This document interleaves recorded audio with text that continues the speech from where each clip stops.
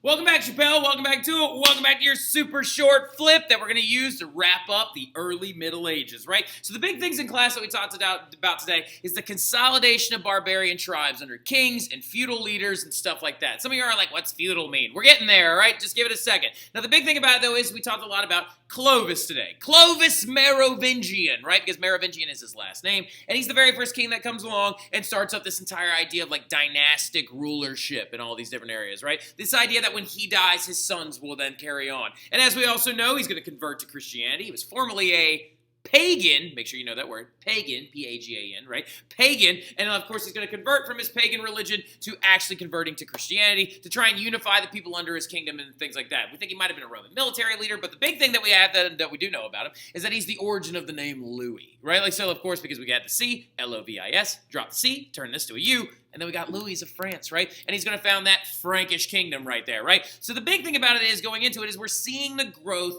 of like kingdoms and like little like baby empires and stuff like that. Ignore Charles Martel. You don't need to know him. It's for the honors kids. Now the big thing about it though in general is after him, there's going to be these people called like mayors of the palace and stuff like that. And so once his family line dies, the Merovingians are going to die out and a new group of people are going to take over. And they're known as the Carolingians, right? The Carolingian Empire is going to be started by this guy who is an absolute boss. He's a dude by the name of Charlemagne, right? Like Charlemagne, which actually in Latin, Charlemagne means Charles the Great. And I know a bunch of y'all just wrote that down because it's very important, right? Charlemagne is going to be the leader that comes after Clovis that is going to further these ideas of dynastic leadership under a Christian ruler and stuff like that, going to help spread the ideas of Christianity, and is going to keep consolidating a bunch of those barbarians together to create a very large kingdom known as, of course, the Frankish kingdom, right? So the big thing about it is he's a very powerful leader. He's a very strong Christian. Just say it with me again. Charlemagne. Charlemagne. Charlemagne. Charlemagne. Who is it? Charlemagne.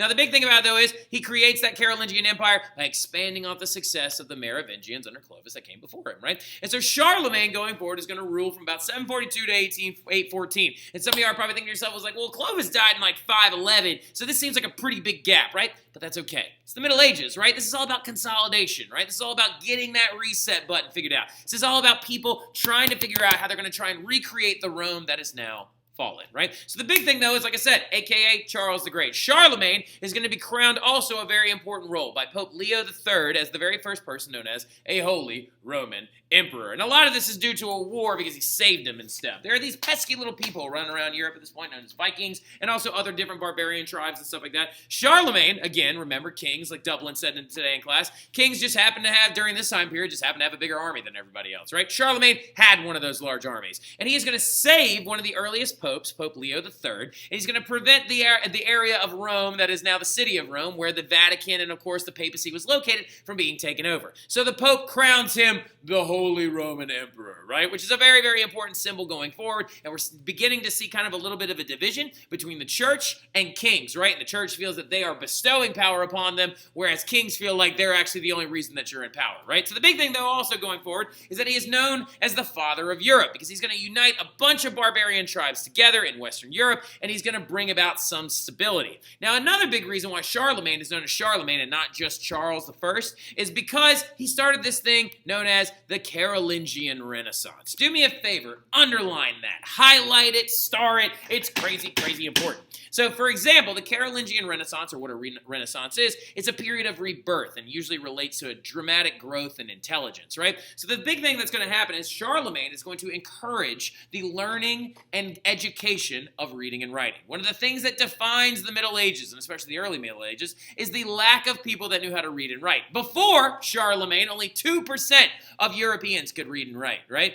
After Charlemagne, that number is going to help grow to like 4%, which some of you are like, that's still not that much. You're right, it's not a ton, but when you're doubling the population of people that can read, it's a pretty big deal, right? So the Carolingian Renaissance is related to that growth in readership, right? And growth in reading and learning and the more return of like kind of like scholastic ideas. Another thing that's going to come out of it as well is this thing called Carolingian minuscule, which is actually how we write with capital and lowercase letters, right? So like, yeah, okay, Carolingian minuscule, he's going to kind of help reorganize the idea of writing following the fall of Rome, right? So he's not only known for these grand conquests where he took over this entire area right here that you can see on the map, all the stuff in blue is what he added to the Frankish kingdom. He's not known just for that. He's also known for trying to breathe some life back into education, right? But one big group of people he constantly had problems with, these people known as the Vikings, right? So now the Vikings are very, very important. The Vikings are very important to your understanding of the Middle Ages in general because they're going to help kind of solidify a very important system.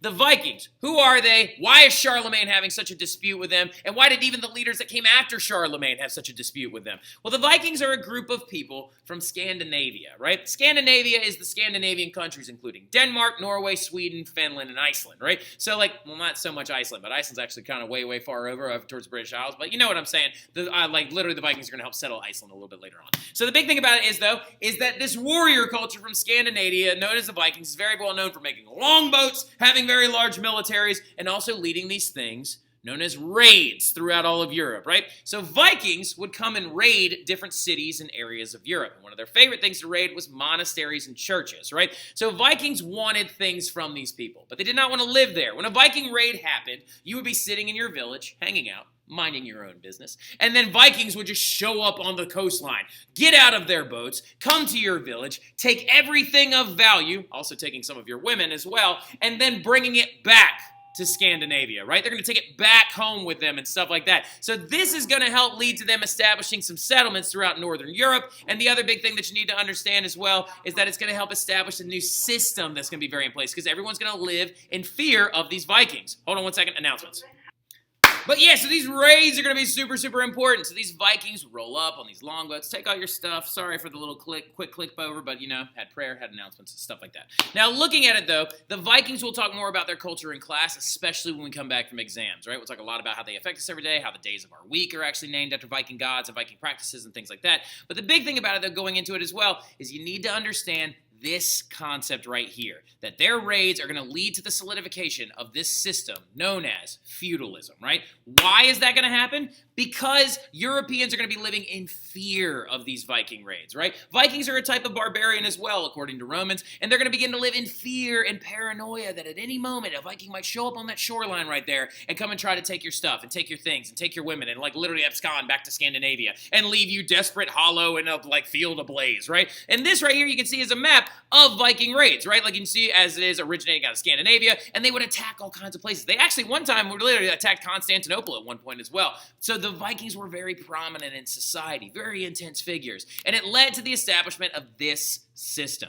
Feudalism, what it is a system of land ownership and protection, right? I'm going to say that again. Feudalism is a system of land ownership and protection, right? So the idea of feudalism is that your king cannot really truly protect you because your king lives super far away in a capital city, all the way in the middle of the country, and only one Clovis is there or one Charlemagne is there, so he can't necessarily keep you that safe. But what's going to happen is the king is going to give land to wealthy people. And those wealthy people are called lords and nobles, right? These lords and nobles, who at the top of this triangle have a small population, are the owners of land and estates inside of Europe. And every single one of the estates that a lord owns is called a fief. F-I-E-F. A fief. I'm going to say it again. F-I-E-F. A fief. All right, so like the lords would own these fiefs, and their family would continue to own them, and then things would be produced there, farmed there, grown there. Who is going to protect these fiefs from those Vikings? People known as vassals, right? Vassals or knights would actually pledge loyalty to the lord and noble and sign a document saying that they would forever promise to protect and establish a protective system of this land, right?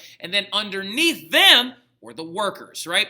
And this is why the Middle Ages is really screwed up. You've got these people called serfs. Really quick thing to understand, serfs are not technically slaves. They're kind of like debt slaves in a different way. Some of you are like, I'm confused. But don't worry about it. Serfs are not slaves in the conventional sense. Serfs are people that have been bound to the land by this, a contract, right? They have to sign a contract saying that they will sit there and live there and work there forever how long they need to. So the serfs would provide labor to the feudal system, the vassals would provide military service and protection, and the kings, the nobles, and lords would pay their taxes, right? And that's how feudalism works. And we'll review that a little bit in class before your quiz. Y'all have a good one.